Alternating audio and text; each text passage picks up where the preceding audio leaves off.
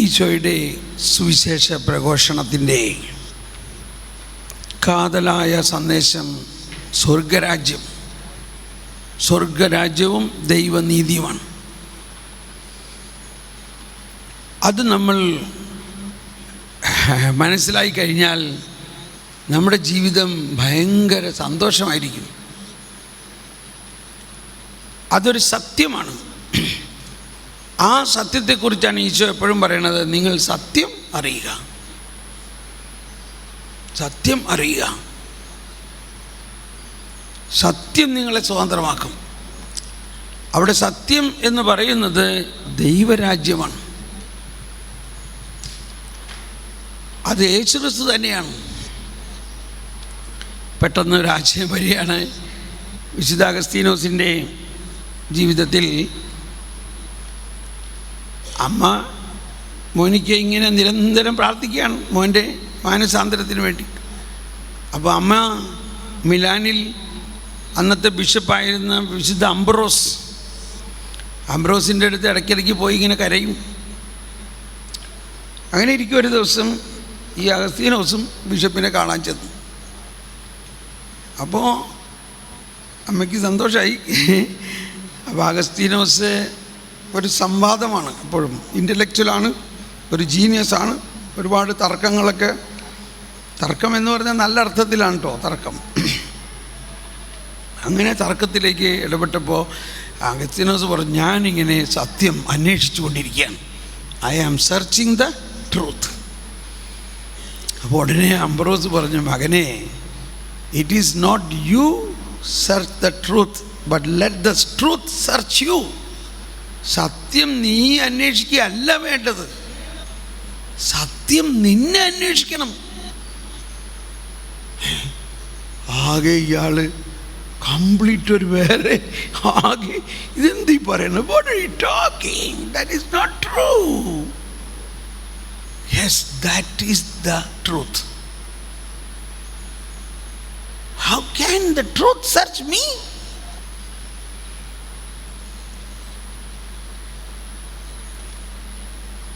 അതാണ് ഇത്രയും വർഷം അഗസ്തീനോസ് അന്വേഷിച്ചിരുന്നത് ഒരു റോങ് ഡയറക്ഷനിലായിരുന്നു. അന്ന് വിശുദ്ധ അംബ്രോസ് പറഞ്ഞു, the truth must search you, rather the truth is searching you, and the truth is a person. Truth is a person. സത്യം ഒരു വ്യക്തിയാണ്. ഇത് വിശുദ്ധ അംബ്രോസ് പറഞ്ഞത് ഇയാളുടെ ഉള്ളിലിങ്ങനെ മുഴങ്ങാൻ തുടങ്ങി. It is not I search the truth, but let the truth search me. അന്ന് വരെ ഇല്ലാത്ത ഒരു 180 ഡിഗ്രി തിരിഞ്ഞു സത്യാന്വേഷണം. Truth is a person. അതാണ് അംബ്രോസിനോട്, അതാണ് ഈശോ പറഞ്ഞത്, I am the truth, I am the truth. Praise the Lord. അപ്പം ദൈവരാജ്യത്തിൻ്റെ ഒരു കാര്യം അതാണ്. നമ്മൾ ദൈവരാജ്യത്തെ അങ്ങോട്ട് അന്വേഷിച്ച് നടക്കുകയാണ്, പക്ഷേ ദൈവരാജ്യം നമ്മളെ ഇങ്ങോട്ട് അന്വേഷിച്ച് നടക്കുകയാണ്. നമ്മളൊരു പിടികിട്ടാ പുള്ളിയെ പോലെയാ. അപ്പം ഇങ്ങനെ സുവിശേഷത്തിൻ്റെ മർമ്മപ്രധാനമായ ഈ ദൈവരാജ്യ രഹസ്യങ്ങളെക്കുറിച്ച് പരിശുദ്ധാത്മാവ് നമുക്ക് ഉൾക്കാഴ്ചകൾ തരും. ഇപ്പം ഇന്നലെ നമ്മൾ പറഞ്ഞില്ലേ, സ്ത്രീകളിൽ നിന്ന് ജനിച്ചവരിൽ സ്നാപയോഹന്നാനേക്കാൾ വലിയവനില്ല. നമ്മളൊരുപാട് കേട്ടിട്ടുള്ളതാണ്. എന്തെങ്കിലും ആവട്ടെ, സ്നാപയോഹന്നാൻ്റെ കാര്യമല്ലേ, നിരന്തരം നമുക്ക് എന്ത് കാര്യമല്ലേ, സ്നാപയോഹന്നാൻ വലിയ ആളായി വിചാരിച്ചിട്ട് നമുക്കെന്ത് കാര്യം, ഇങ്ങനെയൊക്കെ നമ്മളതിനെ വിട്ടുകളഞ്ഞു. പക്ഷേ പിന്നെ പറയാണ് എൻ്റെ കർത്താവേ, എങ്കിലും സ്വർഗരാജ്യത്തിലെ, മത്തായി 11:11 ആണ് കേട്ടോ, നോട്ട് ചെയ്തോ. എങ്കിലും എല്ലാവരും ഏറ്റു പറഞ്ഞേ എങ്കിലും സ്വർഗരാജ്യത്തിലെ ഏറ്റവും ചെറിയവൻ അവനേക്കാൾ വലിയവനാണ്. കണ്ടോ, കാര്യം എന്താ? സ്വർഗരാജ്യത്തിലാണ്. സ്നാപയോഹന്നാനോ അതിനു മുമ്പുണ്ടായിരുന്ന പ്രവാചകരോ സ്വർഗരാജ്യത്തിൻ്റെ ആ അവസ്ഥയിലേക്ക് വന്നിട്ടില്ല. കാരണം സ്വർഗരാജ്യം അപ്പോൾ സമാഗതമായിട്ടില്ല.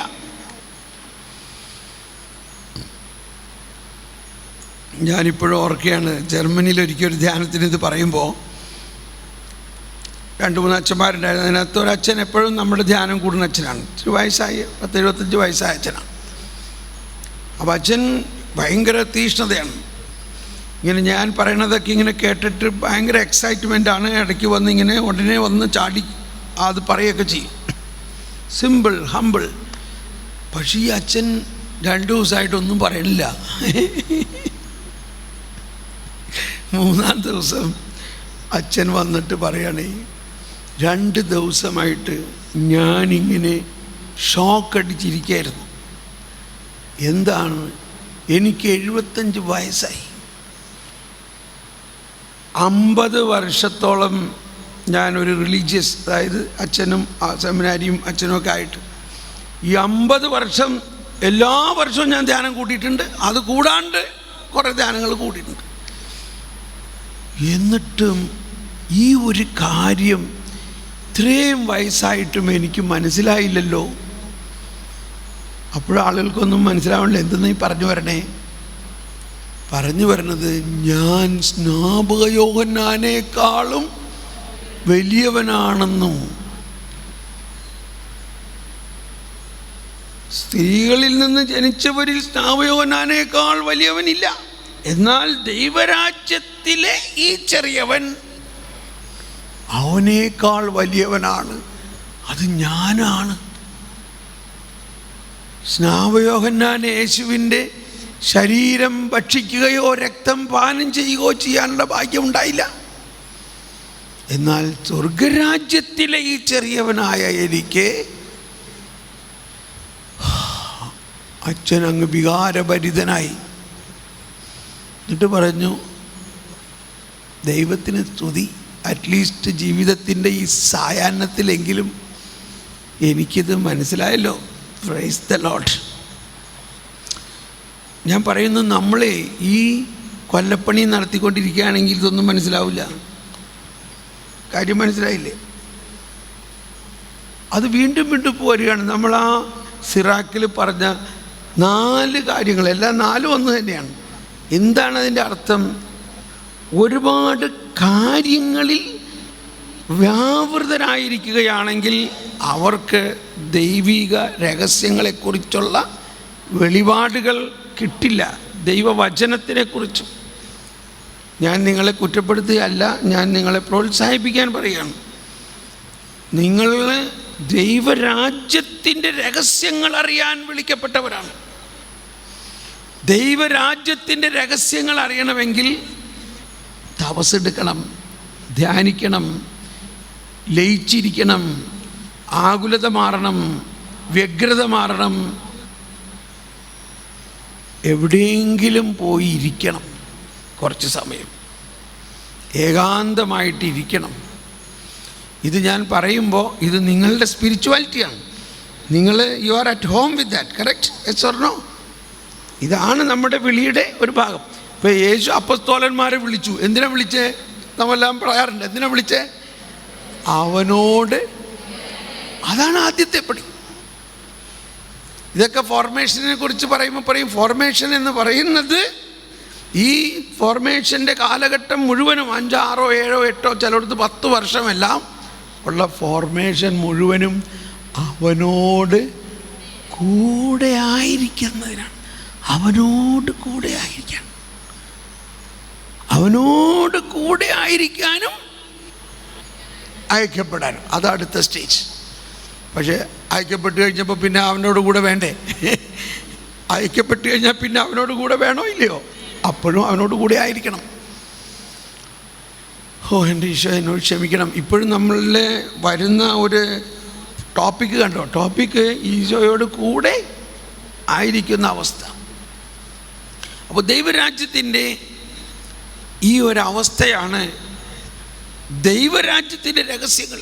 അതാണ് നമ്മൾ ഇന്നലെ എന്തുകൊണ്ടാണ് അങ്ങ് ഉപമകളിലൂടെ സംസാരിക്കുന്നത്? അവൻ ഒറ്റയ്ക്കായപ്പോൾ 12 പേരും മറ്റുള്ളവരും അവൻ്റെ അടുത്ത് എന്ന്. ഈശോൻ്റെ പ്രഘോഷണ ശൈലി, പരസ്യ ശുശ്രൂഷ ഭയങ്കര ശുശ്രൂഷയൊക്കെ നടത്തി കഴിഞ്ഞ് ഒറ്റയ്ക്ക് ഇരുന്നിട്ട് കുറച്ച് പേര് ഇതുപോലെ കോർ ഗ്രൂപ്പിലുള്ളവരും ശുശ്രൂഷകരും അപ്പസ്തോലന്മാരും മറ്റു ശിഷ്യന്മാരുമായിട്ട് ഇങ്ങനെ പ്രൈവറ്റായിട്ട് ഇരുന്നൊരു ക്ലാസ് എടുക്കലുണ്ട്. കണ്ടോ ശൈലി നോക്കി. അവൻ ഒറ്റയ്ക്കായി എന്ന് പറഞ്ഞാൽ മറ്റുള്ളവരെല്ലാം പോയി, പൊതുജനങ്ങളെല്ലാം പോയി. അവർ യേശുവിൻ്റെ അടുത്ത് വന്ന് ചോദിച്ചു, എന്തുകൊണ്ടാണ് ഇങ്ങനെ പറയണേ? എല്ലാം ഇങ്ങനെ ഉപമകളിലൂടെ അതൊന്ന് ഞങ്ങൾക്ക് വെളിപ്പെടുത്തി തന്നേ. വിത്തിൻ്റെ ഉപമ പറഞ്ഞതിന് ശേഷം പറഞ്ഞു, അതെന്താ അതിൻ്റെ അർത്ഥം? അപ്പോൾ ഈശോ പറയാണ്, അത് നിങ്ങൾക്ക് മനസ്സിലായില്ലേ? ഇത് മനസ്സിലായില്ലെങ്കിൽ പിന്നെ മറ്റു ഉപമകൾ എങ്ങനെ മനസ്സിലാകും? മർക്കോസ് 4:13. അവൻ അവരോട് ചോദിച്ചു, ഈ ഉപമ നിങ്ങൾക്ക് മനസ്സിലാകുന്നില്ലേ? അങ്ങനെയെങ്കിൽ ഉപമകളെല്ലാം നിങ്ങൾ എങ്ങനെ മനസ്സിലാക്കും? അപ്പം ഇത് വലിയൊരു സബ്ജക്റ്റാണ്. എന്ത് ചെയ്യുമെന്ന് അറിഞ്ഞൂടാ. ഞാൻ പറയാൻ വരുന്ന കാര്യമല്ല ഇപ്പോൾ പറഞ്ഞു വരുന്നത്. ഓക്കെ, അതിൻ്റെ മുൻപ് പറഞ്ഞു, 10-ാമത്തെ വചനത്തിൽ പറഞ്ഞു, 4:10 പറഞ്ഞു, അവൻ തനിച്ചായപ്പോൾ 12 പേരും കൂടെയുണ്ടായിരുന്ന മറ്റുള്ളവരും ഉപമകളെക്കുറിച്ച് അവനോട് ചോദിച്ചു. അവൻ പറഞ്ഞു, ദൈവരാജ്യത്തിൻ്റെ, അതാണ് പോയിന്റ്, ദൈവരാജ്യത്തിൻ്റെ, എല്ലാവരും ഏറ്റു പറഞ്ഞുകൊണ്ട്, ദൈവരാജ്യത്തിൻ്റെ രഹസ്യം നിങ്ങൾക്കാണ് നൽകപ്പെട്ടിരിക്കുന്നത്. പുറത്തുള്ളവർക്കാകട്ടെ എല്ലാം ഉപമകളിലൂടെ മാത്രം. ഓക്കെ, അതിൻ്റെ കാര്യം നമ്മൾ പഠിച്ചു കഴിഞ്ഞു. ഇപ്പം നമ്മൾ മനസ്സിലാക്കേണ്ടത് ദൈവരാജ്യത്തിൻ്റെ രഹസ്യം നിങ്ങൾക്കാണ്. ആ പോയിന്റ് മാത്രം എടുക്കും, അത് മാത്രം എടുക്കും. അപ്പം നമ്മളെ സംബന്ധിച്ച് നമ്മൾ ദൈവരാജ്യത്തിലാണ്. അന്നത്തെ സിറ്റുവേഷൻ അല്ല, അന്ന് പെന്തക്കോസ്ത കഴിഞ്ഞിട്ടില്ല, അതായത് യേശുവിൻ്റെ പീഠാനുഭവം കഴിഞ്ഞിട്ടില്ല, പരിശുദ്ധാത്മാവിനെ നൽകിയിട്ടില്ല. അതാണ് ഈ പരസ്യ പ്രഘോഷണ കാലഘട്ടത്തിലെ സുവിശേഷ ഭാഗം എടുത്ത് പ്രസംഗിക്കുമ്പോഴും പഠിക്കുമ്പോഴും വളരെ ശ്രദ്ധിക്കണം. ഇപ്പോൾ എന്നോട് ക്ഷമിക്കണം കേട്ടോ, ഞാനിത് പറയുമ്പോൾ നിങ്ങൾ തെറ്റിദ്ധരിക്കരുത്. ആർക്കെങ്കിലും സംശയം ഉണ്ടെങ്കിൽ എന്നോട് തന്നെ വന്ന് ചോദിക്കണം. കാരണം ഒരുപാട് വിശദീകരിക്കാൻ ഇപ്പോൾ സമയമില്ല. ഈ പരസ്യ പ്രഘോഷണ കാലഘട്ടത്തിൽ ഏതെങ്കിലും ഒരു ക്രിസ്ത്യാനി ഉണ്ടായിരുന്നോ? പറയും. ഈശോ പറഞ്ഞത് മുഴുവനും ആരോടാണ്? അക്രൈസ്തവരോടാണ്. അപ്പം നമ്മളല്ല അതിനകത്ത് ഒരാൾ. നമ്മൾ ആ അവസ്ഥയേക്കാൾ വളരെ വ്യത്യസ്തമായ ഒരവസ്ഥയിലാണ് എന്ന് മനസ്സിലാക്കിയിട്ട് വേണം ആ വചനത്തെ സ്വീകരിക്കാൻ.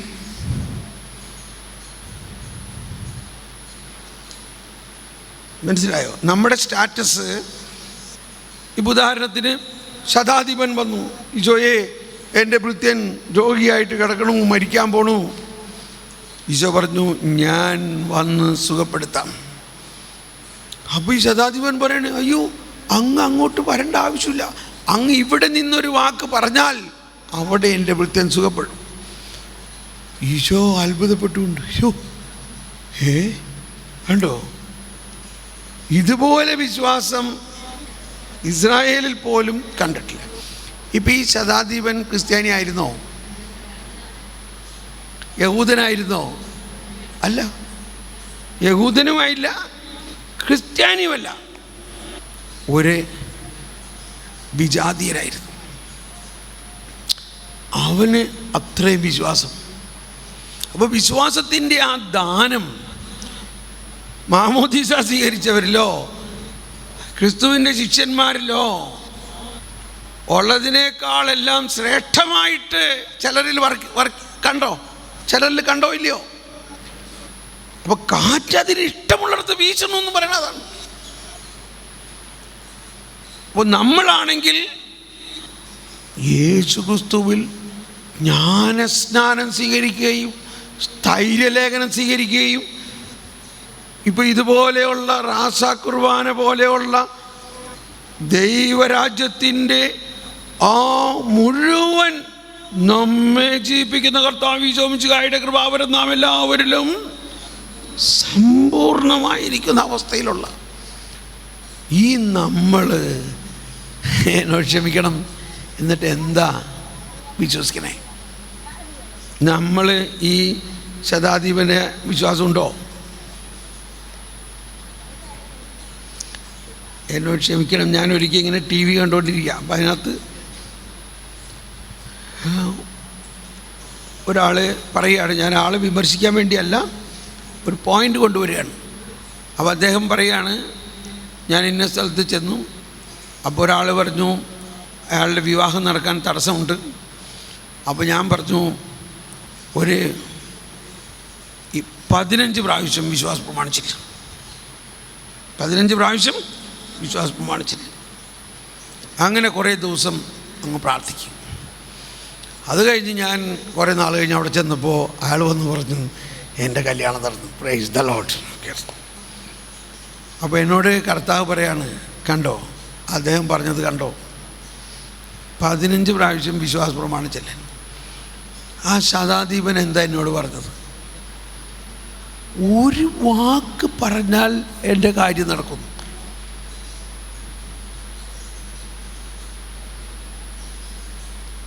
ഇപ്പം ചിലർക്ക് ഇങ്ങനെ, ഇപ്പം മദർ തെരേസ തന്നെ പറഞ്ഞു 85,000 കൊന്ത ചെല്ല്, അപ്പോൾ ആ സ്ഥലം നമുക്ക് കിട്ടുന്നു. 85,000 കൊന്ത ചെല്ലിയപ്പോഴാണ് ആ മദർ ഹൗസ് കിട്ടിയത്. 85,000 രൂപ വേണം. അന്നത്തെ 85,000 രൂപ എന്ന് പറഞ്ഞാൽ ഇന്ന് എത്ര ലക്ഷമെന്ന് അറിയില്ല. 85,000 രൂപ കിട്ടാൻ 85,000 കൊന്ത ചൊല്ലിക്കഴിഞ്ഞപ്പോൾ കൃത്യം 85,000 രൂപ വന്നു. അപ്പോൾ ചില വിശുദ്ധർക്ക് അങ്ങനെയെല്ലാം പറയുന്നുണ്ട്. പക്ഷേ ഒരു സാധാരണ ദൈവരാജ്യ കേന്ദ്രീകൃതമായ വിശ്വാസത്തിന് ഇതുപോലെയുള്ള മനുഷ്യൻ്റെ പ്രവൃത്തിയിൽ അടിസ്ഥാനപ്പെടാതെ ദൈവരാജ്യത്തിൻ്റെ അടിസ്ഥാനത്തിലായിരിക്കണം. കൺഫ്യൂഷനായോ? നമ്മൾ പ്രേരണ കിട്ടുമെങ്കിൽ ചെയ്തോ, ഞാൻ പറയണം അതിൻ്റെ ഒരു വ്യത്യാസം. ഞാനും പണ്ടിങ്ങനെയൊക്കെ ചെയ്തിരുന്നതാണ്. പക്ഷെ ദൈവരാജ്യം എന്നിൽ വസിക്കുന്നു. ഞാൻ ആരാണ്? സ്നാപകയോഹന്നാനേക്കാളും വലിയവനാണ്. ഞാൻ മറ്റൊരു വിധത്തിൽ ഒന്ന് കൈവീശി കാണിച്ച്, യേശു ക്രിസ്തു തന്നെയാണ്, മറ്റൊരു യേശു ക്രിസ്തു തന്നെയാണ് ഞാൻ. എന്തുകൊണ്ട് മറ്റൊരു യേശു ക്രിസ്തുവാണ്? ഇന്ന് രാവിലെ ഇപ്പം നമ്മൾ എന്താ ഭക്ഷിച്ചത്? യേശുവിനെ നമ്മെ ജീവിപ്പിക്കുന്ന കർത്താവ് ഈശോ മിശിഹായുടെ പ്രസാദപരം നാം എല്ലാവരിലും സമ്പൂർണ്ണമായി. ഇനിയിപ്പം ഞാൻ ആരാണ്? ഇതാണ് സ്വർഗരാജ്യത്തിൻ്റെ വിശ്വാസം എന്ന് പറയുന്നത്. അപ്പോൾ ഈശോ പറയാണ്, നിങ്ങൾക്ക് ഈ ഉപമ നിങ്ങൾക്ക് മനസ്സിലായില്ലേ? ഇത് മനസ്സിലായില്ലെങ്കിൽ മറ്റുപമകൾ എങ്ങനെ മനസ്സിലാക്കുമെന്നെല്ലാം പറയുമ്പോൾ നമ്മൾ ആ ദൈവരാജ്യത്തിൻ്റെ രഹസ്യം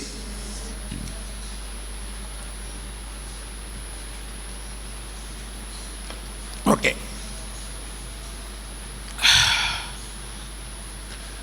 മർക്കോസിൻ്റെ സുവിശേഷത്തിൽ 1-ാം അധ്യായം 15-ാമത്തെ വചനമാണ് ഈശോയുടെ ദൈവരാജ്യ സുവിശേഷത്തിൻ്റെ ഒരു ആരംഭമാണ്. അവൻ പറഞ്ഞു, സമയം പൂർത്തിയായി, ദൈവരാജ്യം സമീപിച്ചിരിക്കുന്നു, അനുദപിച്ച് സുവിശേഷത്തിൽ വിശ്വസിക്കുവിൻ.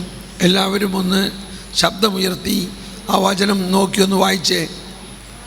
അവൻ പറഞ്ഞു, സമയം പൂർത്തിയായി, ദൈവരാജ്യം സമീപിച്ചിരിക്കുന്നു, അനുദപിച്ച് സുവിശേഷത്തിൽ വിശ്വസിക്കുവിൻ. പല പുസ്തകങ്ങളും ദൈവരാജ്യത്തെക്കുറിച്ചുണ്ട് കേട്ടോ, ഒരുപാട് പുസ്തകങ്ങളുണ്ട്. നമ്മളിപ്പോൾ ഈ ഇടയ്ക്ക് വായന സ്വഭാവം അധികം ഇല്ലല്ലോ, വായിക്കാനൊന്നും ഇപ്പോൾ സമയമില്ല. എന്നാലും ഒരു വായന ആവശ്യമാണ്. അതൊന്നും വായിച്ചാൽ പോരാ, നല്ല വായന, നല്ല മെറ്റീരിയൽ വായിക്കണം. അപ്പം ഈ ഒറ്റ വചനത്തിൽ 5 കാര്യങ്ങളാണ്, 5 വലിയ കാര്യങ്ങളാണ് അതിനകത്തുള്ളത് ഈ ഒറ്റ വചനത്തിൽ. അതിനെ ഇനി മുറിക്കണം, ആ വചനത്തെ ശരിക്കും എഴുതിയിട്ട് തന്നെ മുറിക്കണം. അതിനെ മുറിക്കുമ്പോൾ എന്താണ് 5 കാര്യങ്ങൾ? ഒന്ന്, സമയം പൂർത്തിയായി, ദൈവരാജ്യം സമീപിച്ചിരിക്കുന്നു. സാവധാനം മുറുക്കി. ഒന്ന് എല്ലാവരും പറഞ്ഞ്, ആദ്യത്തെ എന്താണ്? എഴുതുന്നവരൊന്ന് എഴുതിക്കോ, സമയം പൂർത്തിയായിരിക്കുന്നു. രണ്ടാമത്, ദൈവരാജ്യം സമീപിച്ചിരിക്കുന്നു. അനുദപിച്ച്. മൂന്നാമത്, അനുദപിക്കുക. നാലാമത്, സുവിശേഷത്തിൽ വിശ്വസിക്കുവിൻ. സുവിശേഷം. നാലാമത് സുവിശേഷം. അഞ്ചാമത് വിശ്വാസം. ഇനി വാസ്തവത്തിൽ ഇത് ഒരു റിവേഴ്സ് ഓർഡറിലാണ് കിടക്കണേ. ഇതിനെ ഒരു പ്രാക്ടിക്കലായിട്ട് അനുഭവ തലത്തിലേക്ക് കൊണ്ടുവരണമെങ്കിൽ ഇതിൻ്റെ അവസാനത്തിൽ നിന്ന് തുടങ്ങണം. എന്താണ് ആദ്യം വേണ്ടത്? സുവിശേഷത്തിൽ വിശ്വാസം. ആദ്യം വേണ്ടത് വിശ്വാസം. എന്തിന് വിശ്വാസം? എന്തെങ്കിലും വിശ്വസിച്ചാൽ പോരാ, സുവിശേഷത്തിൽ വിശ്വസിക്കണം. അപ്പോൾ ഇനി നമ്മൾ പഠിക്കണം, എന്താണ് വിശ്വാസം എന്ന് പഠിക്കണം. വേറൊരു ധ്യാനത്തിൻ്റെ മുഴുവൻ തീമാണ് കേട്ടോ ഇത്. വിശ്വാസം എന്നാൽ എന്താണ്? ഏതായാലും ഇന്നത്തെ ലേഖനം നമുക്ക് അതിനകത്തേക്ക് വിരൽ ചൂണ്ടുന്നുണ്ട്. വിശ്വാസം എന്നാൽ എന്താണ്? എന്താണ് യേശുക്രിസ്തു കൊണ്ടുവന്നിരിക്കുന്ന വിശ്വാസം? സുവിശേഷത്തിലുള്ള വിശ്വാസം. സുവിശേഷം. അതായത് വേറെ എന്തോ വിശേഷങ്ങളൊക്കെ ഉണ്ടായിരുന്നു, വേറെ എന്തോ വാർത്തകളുണ്ടായിരുന്നു. പക്ഷേ ആ വാർത്തയല്ല, ഒരു പുതിയ വാർത്ത, സദ്വാർത്ത, സുവിശേഷം. വ്യത്യസ്തമായ ഒരു വാർത്ത, ഇന്നേ വരെ നിങ്ങൾ കേട്ടിട്ടില്ലാത്തൊരു വാർത്ത. അതാണ് സുവിശേഷത്തിൽ വിശ്വസിക്കണം. അങ്ങനെ വിശ്വസിക്കുമ്പോൾ നിങ്ങൾക്ക് അനുതാപമുണ്ടാകും. ആ വിശ്വാസത്തിൽ നിന്ന് അനുതാപം ഉണ്ടാകണം. അങ്ങനെ അനുതപിക്കുമ്പോൾ നിങ്ങൾ ദൈവരാജ്യ അനുഭവത്തിലേക്ക് വരും. ദൈവരാജ്യം സമീപത്ത് തന്നെയുണ്ട്. അങ്ങനെ ദൈവരാജ്യത്തിൽ വന്നു കഴിയുമ്പോൾ സമയം പൂർത്തിയായി. അപ്പോൾ എന്താണ് സമയം പൂർത്തിയായി എന്ന് ആവുന്നതിൻ്റെ അർത്ഥം? സമയം പൂർത്തിയായി. Time fulfilled. The fulfillment of time. The time is fulfilled. John Paul രണ്ടാമൻ മാർപ്പാപ്പയുടെ ടെറീസിയോ മില്ലീനിയോ അഡ്വാനിയൻ്റെ എന്ന ചാക്രിക ലേഖനം 3-ാം സഹസ്രാബ്ദത്തിലേക്കെന്നുള്ള ആ ജൂബിലി വർഷത്തിൻ്റെ ചാക്രിക ലേഖനത്തിൽ ഇതേ തന്നെ എക്സ്പ്ലനേഷൻ പറഞ്ഞിട്ടുള്ളതിൽ ഫുൾഫിൽമെൻ്റ് ഓഫ് ടൈം എന്ന് പറഞ്ഞതിനെ പരിശുദ്ധ പിതാവ് വിവരിക്കുന്നത് ഇങ്ങനെയാണ്. What is time? ഈ സമയം എന്നത് ആരെ സംബന്ധിച്ചാണ്? എല്ലാവരും ഒന്ന് കൈവീശി, എൻ്റെ ഈശോയേ, ഒരു കാര്യം ഞാൻ കർത്താവിനോട് അപേക്ഷിക്കുന്നു. ഉച്ചത്തിൽ പാടിയൊന്ന്. ഇവിടെ ഇരുന്ന് ഉറങ്ങാനല്ല, കർത്താവിൻ്റെ മാധുര്യം ആസ്വദിക്കാനും അവിടുത്തെ കൂടെ ഇരുന്ന് ഉറങ്ങാനുമല്ല എന്ന് മനസ്സിലായോ? അവിടുത്തെ കൂടെ ഇരുന്ന് ഉറങ്ങാനല്ല. ഒന്ന് പറഞ്ഞ ഒന്നുകൂടി. ഒരു കാര്യം ഞാൻ കർത്താവിനോട് അപേക്ഷിക്കുന്നു, ഒരു കാര്യം മാത്രം ഞാൻ തേടുന്നു, കർത്താവിൻ്റെ മാധുര്യം ആസ്വദിക്കാനും കർത്താവിൻ്റെ ആലയത്തിലവിടുത്തെ ഹിതമാരായാലും വേണ്ടി.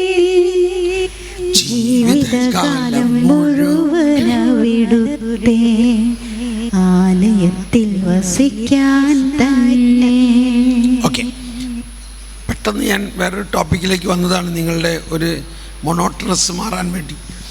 ഈ ദൈവരാജ്യത്തെക്കുറിച്ച് ആദ്യത്തെ ദിവസം പറഞ്ഞിട്ടുണ്ടെങ്കിൽ ഒന്നും മനസ്സിലാവില്ലായിരുന്നു. ഇപ്പോൾ നമ്മൾ ഇത്രയും ജ്ഞാനത്തിന് വേണ്ടി പ്രാർത്ഥിച്ച് ഇത്രയും കുമ്പസാരമെല്ലാം കഴിഞ്ഞ് കുർബാനയും കഴിഞ്ഞിട്ടാണ് അതിനകത്തേക്ക് കയറുന്നത്. എന്നിട്ട് തന്നെ അത് പറയുമ്പോൾ നമുക്ക് വലിയ താല്പര്യം തോന്നണില്ല. അതാണ് നിങ്ങളുടെ മുഖം കണ്ടിട്ട് എനിക്ക് തോന്നണത്. ഇതാണ് ഈ ദൈവരാജ്യത്തെക്കുറിച്ചുള്ള പ്രഘോഷണത്തിൻ്റെ സാധാരണ അവസ്ഥ. അതുകൊണ്ടാണ് ഈ അപ്പോസ്തലന്മാരോട് തന്നെ പറഞ്ഞത്, നിങ്ങൾക്കിത് മനസ്സിലായില്ലേ? ഇത് മനസ്സിലായില്ലെങ്കിൽ പിന്നെ ബാക്കിയുള്ളത് എങ്ങനെ മനസ്സിലാവും? അപ്പം നമ്മുടെ അവസ്ഥയും മാത്രമല്ല, അവരും ഇങ്ങനെയൊക്കെ തന്നെയായിരുന്നു. അവരോട് പറയാണ്, ദൈവരാജ്യത്തിൻ്റെ രഹസ്യം നിങ്ങൾ മനസ്സിലാക്കുവിൻ, ബാക്കിയുള്ളതൊക്കെ താനേ കൂട്ടിച്ചേർക്കും. അതുകൊണ്ട് നിങ്ങൾ ഇച്ചിരി ഒന്ന് പരിശ്രമിക്കുക, ഇതൊന്നും മനസ്സിലാക്കണം. എന്താണ് ഈ ദൈവരാജ്യത്തിൻ്റെ രഹസ്യം? അപ്പോൾ അതിന് ഭയങ്കര നല്ല ഒരു തീം ഇപ്പോൾ വന്നിരിക്കുകയാണ് കേട്ടോ. ഇത് നല്ലൊരു പെർഫെക്റ്റ് അണ്ടർസ്റ്റാൻഡിംഗ് ആണ്. ഈശോ ദൈവരാജ്യത്തിൻ്റെ സുവിശേഷത്തിൻ്റെ പ്രഘോഷണത്തിൽ ആദ്യം പറഞ്ഞ വചനം, ആ വചനത്തെ നമ്മൾ മുറിച്ച് അങ്ങോട്ട് ഭക്ഷിക്കാൻ പോവുകയാണ്. എന്താണ് അതിനകത്ത് 5 കാര്യങ്ങൾ? സമയം പൂർത്തിയായി, ദൈവരാജ്യം സമീപിച്ചിരിക്കുന്നു, അനുദപിക്കുക, സുവിശേഷം വിശ്വസിക്കുക. അതിനെ മറിച്ച് അപ്പോൾ ഈ സമയം പൂർത്തിയാകുന്നു എന്നതിൻ്റെ കാര്യം ജോൺ പോൾ രണ്ടാമൻ പറഞ്ഞിരിക്കുന്നത് ഇങ്ങനെയാണ്. ശ്രദ്ധിച്ചൊന്ന്, സമയം, വലതുകരം ദൈവത്തിൻ്റെ സമയം, ഇടതുകരം നമ്മുടെ സമയം. ഓക്കെ, ദൈവത്തെ സംബന്ധിച്ച് വല്ല സമയമുണ്ടോ? അതാണ് ഭയങ്കര രസം. ദൈവത്തെ സംബന്ധിച്ച് ഈ സമയം എന്നതിന് വല്ല അർത്ഥമുണ്ടോ? It is no more valid for God, because God is beyond time. ദൈവം സമയത്തിന് അതീതനാണ്. എന്നെ ഒന്ന് സഹായിക്കണം, എനിക്കത് എപ്പോഴും മിക്സായി പോകും. ദൈവം സമയത്തിന് അതീതനാണ്, മനുഷ്യനോ സമയത്തിന് അധീനനാണ്. ഓക്കെ, എല്ലാവരും പറഞ്ഞേ, ദൈവം സമയത്തിന് അതീതനാണ്, മനുഷ്യനോ സമയത്തിന് അധീനനാണ്. Praise the Lord. ശരിയായില്ലേ? അപ്പോൾ സമയം പൂർത്തിയായി എന്ന് പറഞ്ഞാൽ സമയത്തിന് അതീതനായ ദൈവത്തിൻ്റെ സമയം, അതായത് നിത്യമായ സമയം, അനന്തമായ സമയം മനുഷ്യനായി അവതരിച്ചിരിക്കുന്നു. മനുഷ്യനായി അവതരിച്ചതോടുകൂടി എന്ത് സംഭവിക്കുന്നു? സമയത്തിന് അതീതനായവൻ സമയത്തിന് അധീനനായ അവസ്ഥയിലേക്ക് വന്നിരിക്കുന്നു.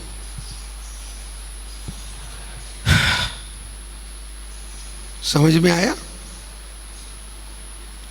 സമയത്തിന് അതീതനായവൻ മനുഷ്യനായി അവതരിച്ച് സമയത്തിന് അധീനരായ മനുഷ്യരിലേക്ക്. ഇനി എല്ലാവരും വലതുകരവും ഇടതുകരവും ഒന്ന് എടുത്തേ കേട്ടോ. ഈ വലതുകരം എന്താണത്? അനന്തമായ ദൈവത്തിൻ്റെ അനന്തമായ സമയം, അതായത് സമയമല്ലാത്ത സമയം, ദൈവത്തിൻ്റെ അനന്തത ആകുന്ന സമയം മനുഷ്യനായി അവതരിച്ചുകൊണ്ട് നൈമിഷികമായ സമയത്തിന് അധീനരായവരുടെ അധീനരല്ലേ മനുഷ്യർ, സമയത്തിന് അധീനരായവരിലേക്ക്. കണ്ടോ സാവധാനം വായോ. കണ്ടോ, ആദ്യത്തെ വലത് കൈ എന്താണ്? സമയത്തിന് അതീതനായ ദൈവം, നിത്യനായ ദൈവം, അനന്തനായ ദൈവം, ആദിയും അന്തവുമായ ദൈവം ഇതാ മനുഷ്യനായി അവതരിച്ചുകൊണ്ട് സമയത്തിന് അധീനനായ മനുഷ്യനിലേക്ക് വന്നു ചേർന്നു. വിടല്ലേ, കൈവിടല്ലേ, ഇങ്ങനെ പിടിക്കും. ഇപ്പം എന്ത് സംഭവിക്കുന്നു? ഇപ്പോൾ ഈ മനുഷ്യനെ ഈ സമയം എന്താക്കി മാറ്റുന്നു? ഈ മനുഷ്യൻ്റെ സമയത്തെ ഇപ്പോൾ എന്താക്കി മാറ്റുന്നു? അനന്തതയിലേക്ക് മാറ്റുന്നു. ഇപ്പം ആരുടെ സമയത്തിലേക്ക് ആക്കി? അവനെ ദൈവത്തിൻ്റെ സമയത്തിലേക്കാക്കി. ഇപ്പം ഇവനെ സംബന്ധിച്ച് സമയം പൂർത്തിയായി. This is the fulfilment of time. മനസ്സിലായെന്ന് തോന്നണില്ലേ? കർത്താവിന് വേണ്ടി ഒന്ന് കൈയടിച്ചോട്ടോ.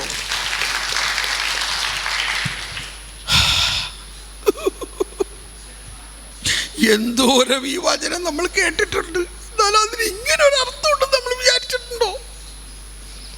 സമയം സമാഗതമായി, സമയം സമാഗതമായി, സമയം അതാണ് ഈ ജോൺ പോൾ ടു രണ്ടാമൻ്റെ എൻ്റെ ദൈവം. ജോൺ പോൾ ടു രണ്ടാമനല്ല, ജോൺ പോൾ ടു. ഓ, എന്തോ ഒരു വെളിവാണ്, എന്തോ ഒരു ജ്ഞാനമാണ്,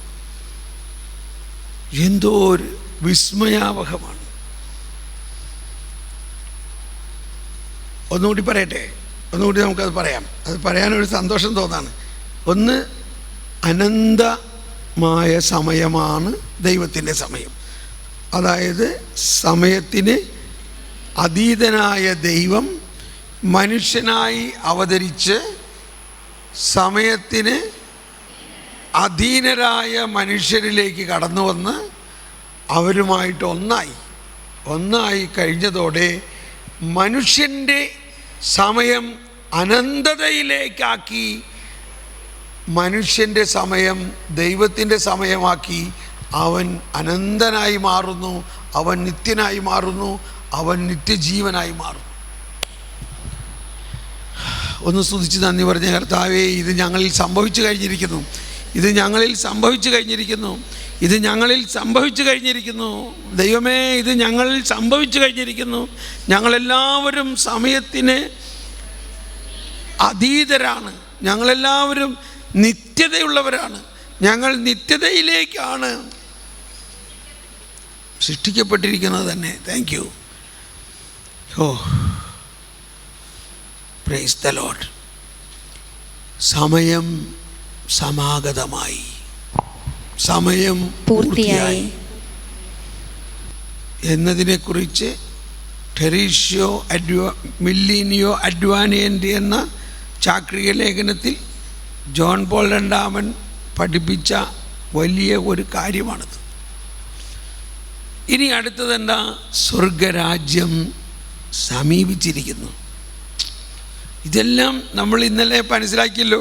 ഈശോയുടെ വചനപ്രഘോഷണത്തിൽ ഈശോ ഉപയോഗിച്ച ഒരു ട്രെൻഡ്, ഒരു പ്രൂഡൻസ്, ഒരു മെസ്സിയാനിക് സീക്രസിയിലാണ്. അതായത് അതിപ്പോൾ പറയണ്ട, എന്നാൽ അതിൻ്റെ കുറച്ചങ്ങ് പറഞ്ഞേക്കും. അതിൻ്റെ അകത്ത് പിന്നീട് തുറക്കണമാതിരി ഒരു ടൈം ബോംബ് മാതിരിയാണ് വെച്ചേക്കണത്. ബാക്കിയുള്ളത് ഒരു ടൈം ബോംബ്. അതിപ്പോൾ മനസ്സിലാകരുത്. ഞാൻ മരിച്ചു കഴിഞ്ഞ് ഉയർത്തെഴുന്നേറ്റിട്ട് അവർക്ക് മനസ്സിലാകാവൂ. അതാണ് വേറൊരു ആശയം. അതുകൊണ്ട് ഒരുപാട് സ്ഥലത്ത് ഈശോ ദൈവരാജ്യം ദൈവരാജ്യം ദൈവരാജ്യം എന്ന് പറഞ്ഞിട്ടുണ്ട്. പക്ഷെ ദൈവരാജ്യം എന്താണെന്ന് ഓരോടത്തും പറഞ്ഞിട്ടില്ല, ഓരോടത്തും പറഞ്ഞിട്ടില്ല. ആകെ അത് ഈശോ പറഞ്ഞതല്ല, പൗലോസ്ലീഹ പറഞ്ഞതാ. റോമാക്കാർക്ക് എഴുതിയ ലേഖനത്തിൽ 14-ാം അധ്യായത്തിൽ 17. അതിപ്പോൾ റോമിൽ വന്ന അച്ഛനറിയാം. റോമ പട്ടണത്തിൽ ചെന്ന് കഴിഞ്ഞാൽ ഒരുപാട് റെസ്റ്റോറൻറ്റുകളാണ്. റെസ്റ്റോറൻറ്റിൽ നിന്ന് പുറത്തുമൊക്കെ കസേരയിട്ട് അവിടെ ഇരിക്കും. നമ്മൾ നോക്കുകയാണെങ്കിൽ കുറേ നേരം നോക്കിയവർ അവിടെ തന്നെ ഇരിക്കുന്നുണ്ട്. 2-3 മണിക്കൂറായിട്ടും അവിടെ തന്നെ ഇരിക്കുന്നുണ്ട്. അവരവിടെ ഇരുന്ന് തിന്ന് കുടിച്ച് കുറേ തിന്ന് കഴിയുമ്പോൾ ഛർദ്ദിക്കാൻ വരും. അതിനവിടെ പോയി ഛർദ്ദിക്കാനുള്ള സൗകര്യമുണ്ട്. അതിനാണ് ഒമിറ്റോറിയങ്ങൾ. അങ്ങനെ അവിടെ പോയി ഛർദ്ദിച്ച് കളഞ്ഞിട്ട് വീണ്ടും ഇരുന്നുകൊണ്ട്. അതുകൊണ്ടാണ് പൗലോസ്ലീഹ റോമാക്കാരോട് പറഞ്ഞേക്കണത്. എന്താ പറഞ്ഞേക്കണത്? ദൈവരാജ്യം എന്ന് പറഞ്ഞാൽ ഭക്ഷണവും പാനീയവുമല്ല. നിങ്ങളിരുന്നിങ്ങനെ തിന്ന് കുടിച്ചുണ്ടാവണ ഒരു എൻജോയ്മെന്റ് പോലെ അല്ല. പ്രത്യുത നീതിയും നീതിയും സമാധാനവും പരിശുദ്ധാത്മാവിലുള്ള സന്തോഷവുമാണ്. അപ്പൊ ഇവിടുത്തെ ആദ്യത്തെ വിഷയം എന്താണ്? ദൈവരാജ്യം എന്ന് പറഞ്ഞാൽ നീതി, ദൈവനീതിയാണ്. ഇതാണ് നമുക്ക് ആർക്കും മനസ്സിലാകാൻ പറ്റാത്ത സംഭവം, നീതി.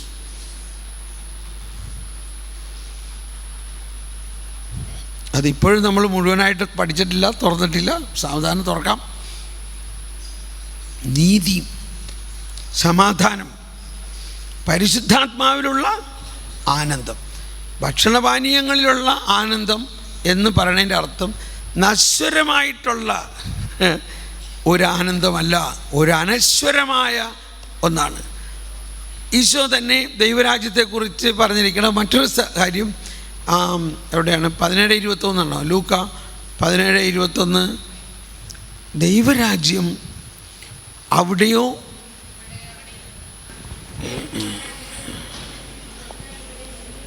ഇതാ ഇവിടെ അതാ അവിടെ എന്ന് ആരും പറയുകയില്ല. എല്ലാവരും ഒന്ന് ഏറ്റു പറഞ്ഞ ആ വചനം എടുത്തേ, ആ ഭാഗം ഒന്ന് എടുത്തേ. 17:21.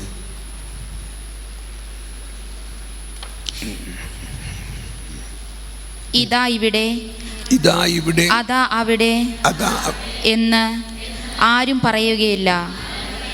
എന്തെന്നാൽ ദൈവരാജ്യം നിങ്ങളുടെ ഇടയിൽ തന്നെയുണ്ട്. കണ്ടോ? അവിടെയും മുഴുവനും പറഞ്ഞിട്ടില്ല, ബാക്കിയുള്ളത് അടിക്കുറിപ്പിലാണ്. നിങ്ങളിൽ തന്നെയുണ്ട് എന്നും വിവർത്തനം ചെയ്യാം. കണ്ടോ? ആ അടിക്കുറിപ്പിൽ എഴുതിയേക്കണ എന്താ? നിങ്ങളിൽ തന്നെ ഉണ്ട് എന്നും വിവർത്തനം ചെയ്യാം.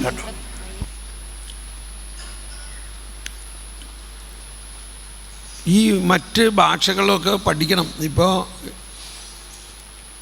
ഈ തിയോളജിയൊക്കെ പഠിക്കുന്ന അച്ഛന്മാർ ആദ്യം പഠിക്കണത് ഗ്രീക്ക്, ലാറ്റിൻ, ഹീബ്രു ഇതൊക്കെ കുറച്ച് പഠിക്കും. കാരണം ഈ മലയാളവും പഠിച്ചുകൊണ്ട് വായിച്ചുകൊണ്ടിരുന്ന ഇതിൻ്റെ അർത്ഥമല്ല വാസ്തവത്തിൽ അതിൻ്റെ അർത്ഥം, അല്ലെങ്കിൽ ഇംഗ്ലീഷിൽ പറയണതല്ല അതിൻ്റെ അർത്ഥം എന്ന് വിചാരിച്ച് അതിന് ആഴമായ വേറെ അർത്ഥങ്ങളുണ്ട്. നമ്മുടെ ഭാഷയിൽ അതിന് വേറെ വാക്കില്ല, എന്ത് ചെയ്യാൻ പറ്റും? അതുകൊണ്ട് അതിൻ്റെ ഏറ്റവും നിയറസ്റ്റ് ആയിട്ടുള്ള വാക്കെടുത്തിട്ട് ബാക്കി ഒരു എക്സ്പ്ലനേഷണറി നോട്ട് തരും. അതുകൊണ്ട് നിങ്ങളെല്ലാം കുറച്ച് പഠിക്കണം. ഗ്രീക്ക്, ലാറ്റിൻ, ഹീബ്രു ഒക്കെ കുറേശ്ശെ പഠിക്കണം, നല്ലതാണ്. ഇത് പറഞ്ഞോ ഇല്ലേ? കൊച്ചുറേസ്യം അത് പറയാറുണ്ട് അല്ലേ? കൊച്ചുറേസ്യം പറയാറുണ്ട് ഗ്രീക്ക്, ലാറ്റിൻ. എനിവേ, അപ്പോൾ ഇവിടെ എഴുതിയേക്കണോ? ദൈവരാജ്യം നിങ്ങളുടെ ഇടയിൽ തന്നെ ഉണ്ടെന്നുള്ളതും വാസ്തവമാണ്. എന്നാൽ അപ്പോൾ അതിനൊരു പേഴ്സണലൈസ്ഡ് ആയിട്ട് തോന്നുന്നില്ല ഇല്ലേ? അതിനടുത്ത താഴെ എഴുതിയിരിക്കുന്ന ട്രാൻസ്ലേഷനിൽ എന്താ പറയണേ? നിങ്ങളിൽ തന്നെ ഉണ്ട് എന്നും വിവർത്തനം ചെയ്യാം. അപ്പോൾ ആ വിവർത്തകൻ എന്ന് അങ്ങനെ എഴുതിയാൽ പോരായിരുന്നില്ലേ? അത് എഴുതിയില്ല. എന്തുകൊണ്ടാണ്? അയാൾക്ക് ദൈവരാജ്യാനുഭവം ഉണ്ടായില്ലായിരിക്കും. ഞാനാണ് വിവർത്തനം ചെയ്യണമെങ്കിൽ ഞാൻ ആദ്യം അത് എഴുതുള്ളായിരുന്നു ഇല്ലേ? കാരണം എനിക്ക് ദൈവരാജ്യം എൻ്റെ ഉള്ളിലുള്ള അനുഭവത്തിലാണ്. അപ്പോൾ ഇതാണ് വേറൊരവസ്ഥ. ഈ വിവർത്തനം ചെയ്യുന്ന ആളുകൾ അവരുടെ ഒരു ഫ്രീഡത്തിലും ഇത് ആർക്ക് വേണ്ടിയാണോ വിവർത്തനം ചെയ്യണത്? ഇത് യഹൂദർക്ക് വേണ്ടിയാണെങ്കിൽ അവർക്ക് മനസ്സിലാകാവുന്ന രീതിയിൽ, വിജാതിയർക്ക് വേണ്ടിയാവണമെങ്കിൽ അവർക്ക് മനസ്സിലാകാവുന്ന രീതിയിൽ. അപ്പോൾ ഇങ്ങനെയൊക്കെ ഇതിൻ്റെ ഇടയിൽ ഒരുപാട് പൊളിറ്റിക്സ് ഉണ്ട്. പൊളിറ്റിക്സ് എന്ന് പറയേണ്ടത് ഒരുപാട് കാര്യങ്ങളുണ്ട്. ഓക്കെ, എന്നിരുന്നാലും നമുക്കൊന്ന് വായിക്കാം. ഇപ്പോൾ ആ വചനം നമ്മളിൽ തന്നെ ഉണ്ടെന്നുള്ള ബോധ്യത്തിൽ ഇപ്പം നമ്മളെ സംബന്ധിച്ച് ഈ വിവർത്തനം എങ്ങനെയായിരിക്കണം? എന്തെന്നാൽ ദൈവരാജ്യം, എല്ലാവരും ശബ്ദമുയർത്തി, എന്തെന്നാൽ ദൈവരാജ്യം നിങ്ങളിൽ തന്നെയുണ്ട്. നിങ്ങളിൽ തന്നെയുണ്ട്. ആ വിവർത്തനത്തിലേക്ക് നമുക്ക് വരാം ഇല്ലേ? കാരണം നമ്മളിൽ ഓൾറെഡി ഉണ്ട്. ദൈവരാജ്യം നിങ്ങളിൽ തന്നെയുണ്ട്. ഇപ്പം ശരിക്കും ക്ലിയറായോ? നമ്മൾ ദൈവരാജ്യത്തെ അന്വേഷിച്ചെങ്ങും പോകണ്ട. അവിടെയോ കണ്ടോ ആ വചനത്തിന്റെ ആദ്യ ഭാഗം ഒന്ന് വായിച്ചേ, 17:21. അതാ അവിടെ, അതാ അവിടെ, ഇതാ ഇവിടെ, ഇതാ ഇവിടെ എന്ന് ആരും പറയുകയില്ല. ആരും പറ. ഒന്ന് എല്ലാവരും ഒന്ന് കൈപൊക്കി ഒന്ന് പറഞ്ഞേ, അതാ അവിടെ. അതാ നീ അടുത്ത കൈ കൊണ്ട് ഇതാ ഇവിടെ എന്ന് ആരും പറയുകയില്ല. ആരും പറയണ്ട. എന്തെന്നാൽ ദൈവരാജ്യം നിങ്ങളിൽ തന്നെയുണ്ട്. ഇതാ ഇവിടെ നിങ്ങളിൽ തന്നെ ഉണ്ട്. ഇത് എന്നെ വളരെയധികം സ്വാധീനിച്ച ഒരു ഭാഗമാണ്. ദൈവരാജ്യം എന്നിൽ തന്നെ. അതോടെ ബാക്കി നമ്മുടെ ദൈവാനുഭവത്തിൻ്റെ കംപ്ലീറ്റ് വ്യത്യാസമായി. സകല പ്രാർത്ഥനകളും വ്യത്യാസമായി. കുർബാനയുടെ സകല പ്രാർത്ഥനകളും ഇതിനെ ശരിവെക്കുന്നു. കണ്ടോ, എല്ലായിടത്തും ലത്തീൻ കുർബാന ആരംഭിക്കുന്നത് എങ്ങനെയാ? The Lord B with you. കണ്ടോ, കർത്താവ് നിങ്ങളോട് കൂടെ. അപ്പം നിങ്ങൾ പറയും എൻ്റെ കൂടെ അല്ല, അങ്ങയുടെ കൂടെ അല്ലേ എന്ന് പറയും. അങ്ങയോടും കൂടെ. എന്നിട്ട് വീണ്ടും പറയാണ്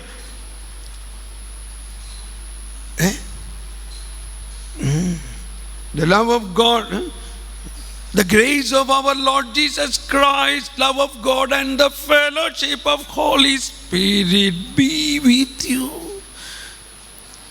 യേശുക്രിസ്തുവിൻ്റെ കൃപയും പിതാവായ ദൈവത്തിൻ്റെ സ്നേഹവും പരിശുദ്ധാത്മാവിൻ്റെ സംസർഗവും നിങ്ങളോട് കൂടെ.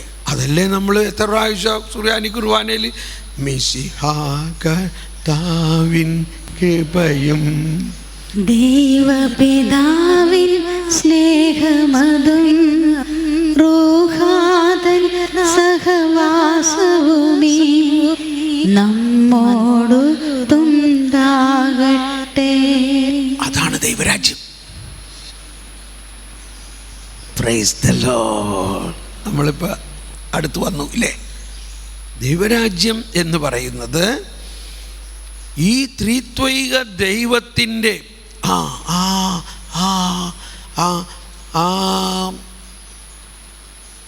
കാറ്റഗിസത്തിൽ പ്രാർത്ഥനയെക്കുറിച്ച് പറഞ്ഞിടത്ത് 2565 രണ്ടാമത്തെ ലൈൻ, രണ്ടാമത്തെ സെൻറ്റൻസ് ഒന്ന് വായിച്ചേ. The grace of the kingdom is, അതായത് ദൈവരാജ്യത്തിലെ കൃപ എന്നത് പരിശുദ്ധമ ത്രിത്വം, പരിശുദ്ധ രാജകീയ ത്രിത്വത്തിന് മുഴുവനും, പരിശുദ്ധ രാജകീയ ത്രിത്വം മുഴുവനും സമ്പൂർണ്ണ മനുഷ്യ ചേതനയുമായുള്ള ഐക്യമാണ്. The grace of the kingdom.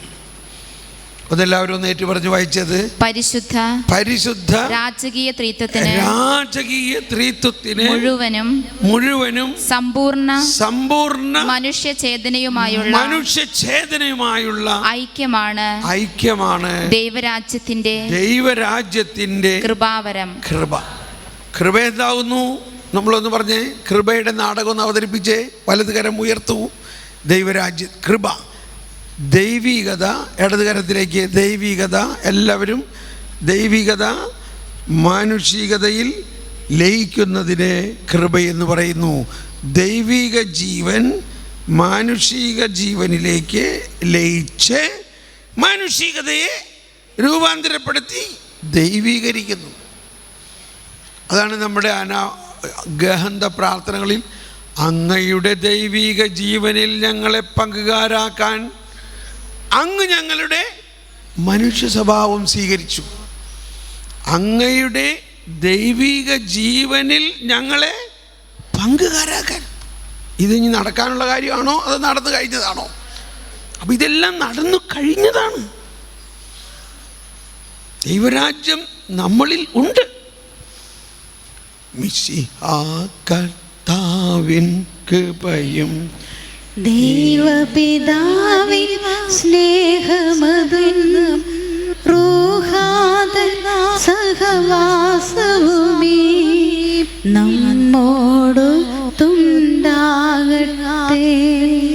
ഇപ്പം നമ്മുടെ പ്രാർത്ഥനകളിൽ ഇപ്പോൾ കർത്താവേ അങ്ങയുടെ പരിശുദ്ധാത്മാവ് എഴുന്നള്ളി വരണമേ, ഈ കുർബാനയിൽ ആവസിച്ച് വിശുദ്ധീകരിച്ച് ഗിമി ദാറ്റ്. ആ പ്രാർത്ഥന ഒന്ന് എടുത്ത്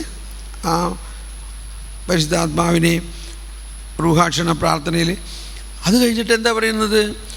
വിശദീകരിച്ച് ഉണ്ടോ? പാപങ്ങൾ പുറത്തോ അതോ ഇനി പൊറുക്കാനിരിക്കുകയാണോ? അപ്പോൾ പരിശുദ്ധാത്മാവ് യേശുവിൻ്റെ കുരിശുമരണത്തിലൂടെ, യേശുവിൻ്റെ പീഡാനുഭവത്തിലൂടെ ദൈവരാജ്യത്തിൻ്റെ ഈ അവസ്ഥ നമുക്ക് നൽകി. എന്താണ് അവസ്ഥ? റൂഹാക്ഷണ പ്രാർത്ഥനയിലെ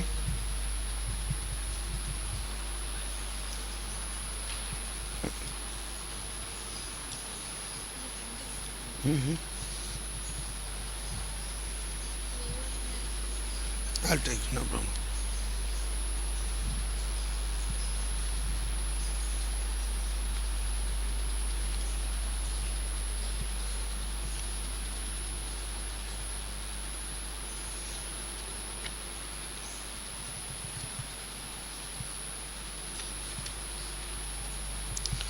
നിന്റെ ദാസരുടെ ഈ കുർബാനയിൽ അവിടുന്ന് ആവസിച്ച് ഇതിനെ ആശീർവദിക്കുകയും പവിത്രീകരിക്കുകയും ചെയ്യട്ടെ. ഇത് ഞങ്ങൾക്ക് കടങ്ങളുടെ പൊറുതിക്കും പാപങ്ങളുടെ മോചനത്തിനും മരിച്ചവരുടെ ഉയർപ്പിലുള്ള വലിയ പ്രത്യാശയ്ക്കും നിന്നെ പ്രീതിപ്പെടുത്തി എല്ലാവരോടും ഒന്നിച്ച് സ്വർഗരാജ്യത്തിൽ നവമായ ജീവിതത്തിനും കാരണമാകട്ടെ.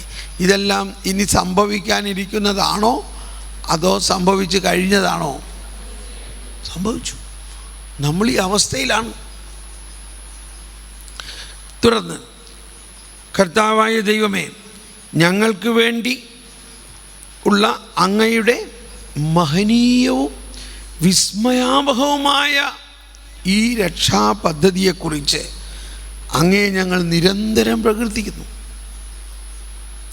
അങ്ങയുടെ അഭിഷിക്തൻ്റെ അമൂല്യ രക്തത്താൽ രക്ഷിക്കപ്പെട്ട എന്ന് പറഞ്ഞ എല്ലാവരും രക്ഷിക്കപ്പെട്ടോ?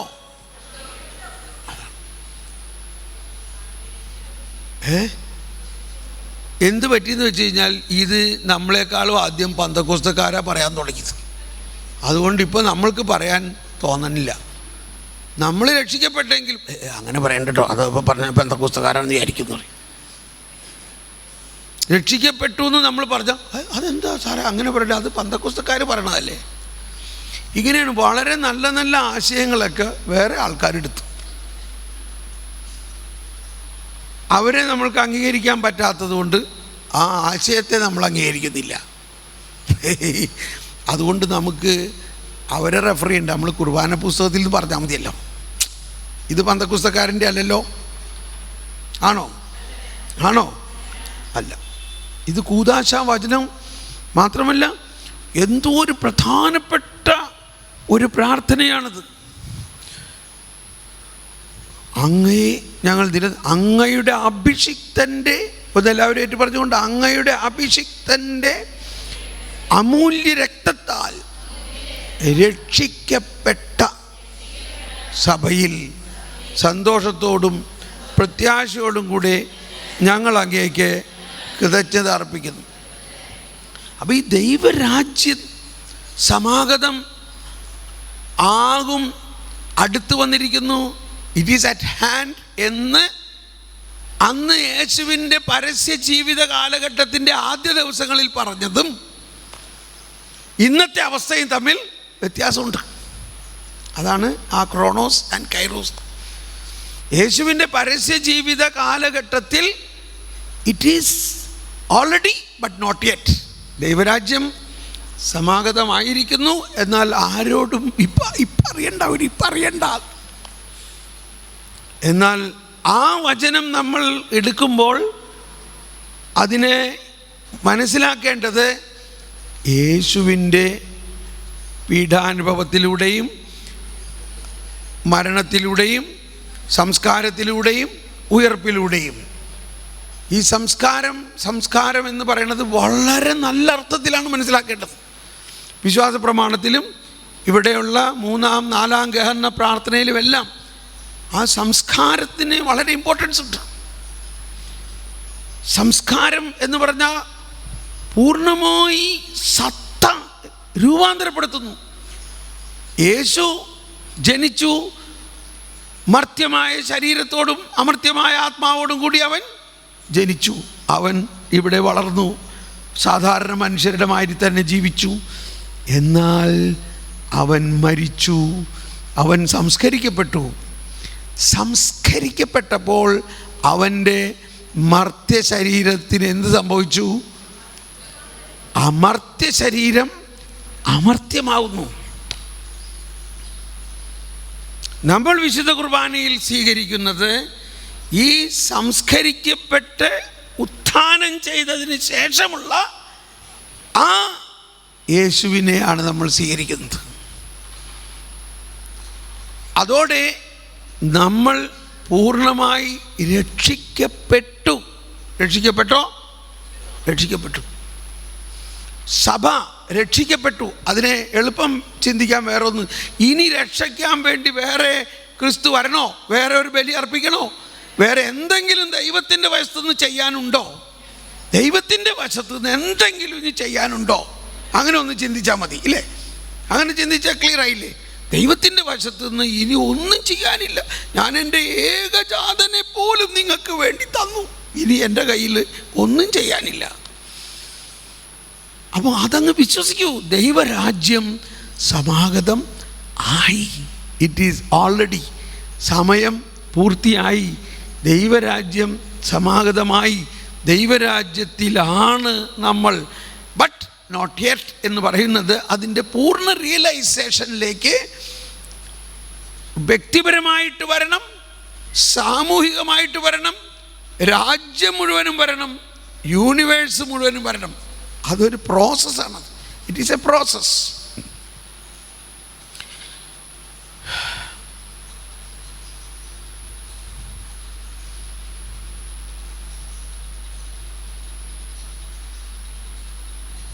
പരിശുദ്ധാത്മാവേ നീ എഴുന്നള്ളി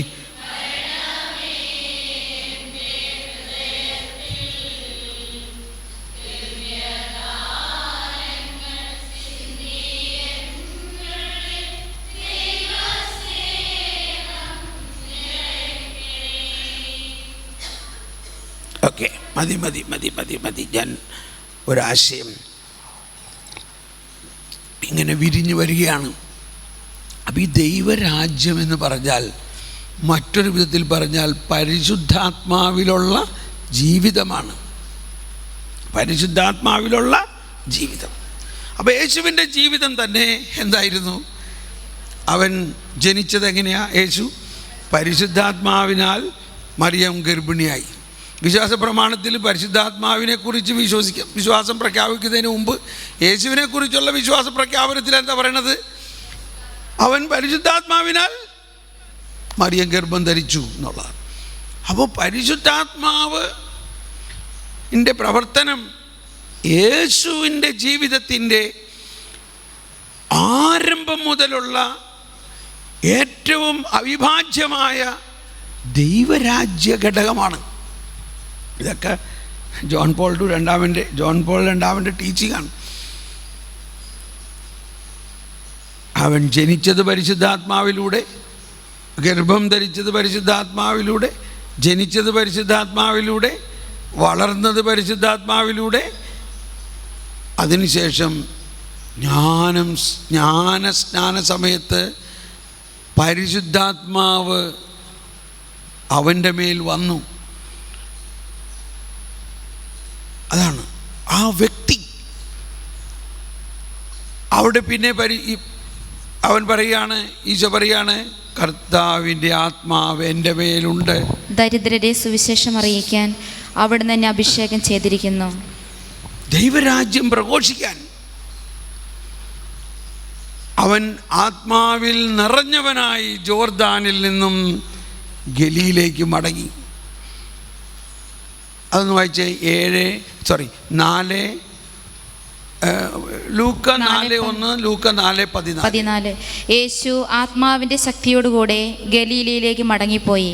അവൻ്റെ കീർത്തി സമീപ പ്രദേശങ്ങളിലെങ്ങും വ്യാപിച്ചു. ഇതെല്ലാം എന്നെ കൊണ്ട് പറയിപ്പിക്കുന്നത് എനിക്കറിഞ്ഞൂടാ ഇതെവിടെ ചെന്ന് എത്തുമെന്ന്. പക്ഷേ ദൈവരാജ്യത്തിൻ്റെ ആ അതിവിശാലതയെ നമ്മൾ മനസ്സിലാക്കുമ്പോൾ ഈ ദൈവരാജ്യം പരിശുദ്ധാത്മാവിൻ്റെ ഉള്ളൊരു ജീവിതമാണ്, പരിശുദ്ധാത്മാവിനാൽ നയിക്കപ്പെടുന്ന അവസ്ഥയാണ്, പരിശുദ്ധാത്മാവിൻ്റെ സഹവാസമാണ്. അപ്പോൾ അവിടെ എന്താ പറയുന്നത്? മിശിഹാ കർത്താവിൻ കൃപയും ദൈവപിതാവിൻ സ്നേഹമതും തൂഹാദൻ സഹ.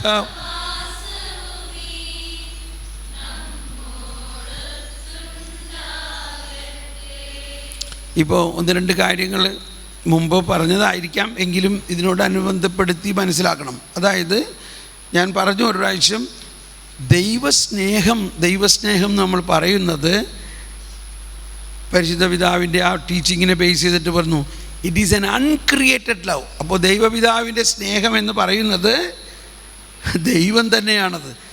ദൈവത്തിൻ്റെ സ്നേഹം എന്ന് പറയുന്നത് ദൈവം തന്നെയാണ്. That's an uncreated love. ഇനി പരിശുദ്ധാത്മാവെന്ന് പറയുന്നത് ഒരു വ്യക്തിയാണ്. കാറ്റോ പ്രാവോ തീയോ പിന്നെന്താ വെള്ളമോ, ഇതെല്ലാം ആ ആത്മാവാകുന്ന വ്യക്തിയുടെ പ്രവർത്തനത്തിൻ്റെ സിംബോളിസമാണ്. But he's a person. അതിനെക്കുറിച്ച് ജോൺ പോൾ II പറയുന്നത് ഇതാണ്: ഗബ്രിയേൽ മാലാഖ മറിയത്തോട് പറഞ്ഞു, നീ ഗർഭിണിയാകുമെന്ന് പറഞ്ഞ ഉടനെ മറിയും, ഞാൻ ഒരു വ്യക്തിയെ അറിയില്ലല്ലോ, I do not know a person.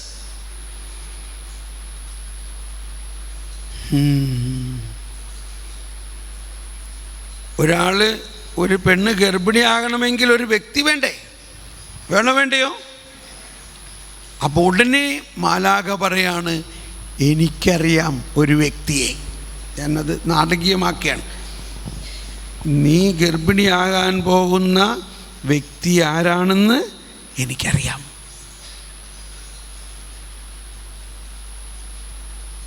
പരിശുദ്ധാത്മാവിലൂടെ നീ ഗർഭം ധരിക്കും. അത്യുന്നതൻ്റെ ശക്തി നിന്റെ മേൽ ആവസിക്കും. പരിശുദ്ധ പിതാവ് പറയാണ്, അറ്റ് ദിസ് മോമെന്റ് പരിശുദ്ധാത്മാവിൻ്റെ വ്യക്തിത്വം അവരുടെ ആത്മാവിനെ പുൽകി അവരുടെ ആത്മാവിലേക്ക് അങ്ങ് ലയിച്ചു. പരിശുദ്ധാത്മാവ് വ്യക്തിയാണെന്നും ആ വ്യക്തി അവളെ ഗർഭിണിയാക്കും എന്ന് മറിയത്തിന് വിശ്വാസമായി. എളുപ്പം മനസ്സിലായോ പരിശുദ്ധാത്മാവിൻ്റെ വ്യക്തിത്വത്തെ? ഇപ്പോൾ എളുപ്പം മനസ്സിലായില്ലേ? അപ്പോൾ ഇതെല്ലാം ദൈവരാജ്യം എന്ന് പറയുന്നത് ആ പരിശുദ്ധാത്മാവാകുന്ന വ്യക്തി, ക്ഷമിക്കണം ഈ ഒരു എക്സ്പ്രഷൻ, ഇത് സഭാപിതാക്കന്മാരാരോ പറഞ്ഞിട്ടുള്ളൊരു എക്സ്പ്രഷനാണ്. പരിശുദ്ധാത്മാവ് മറിയത്തിൻ്റെ ഗർഭത്തിൽ യേശുവിനെ ഗർഭം ധരിച്ചു എങ്കിൽ വിശ്വാസിയുടെ ഹൃദയത്തിൽ യേശുവിനെ ഗർഭം ധരിപ്പിക്കുന്നു. വിശ്വാസിയുടെ ഹൃദയത്തിൽ ഒരു ഗർഭം ധാരണ ഉണ്ടാകണം. ആരെ ഗർഭം ധരിക്കും?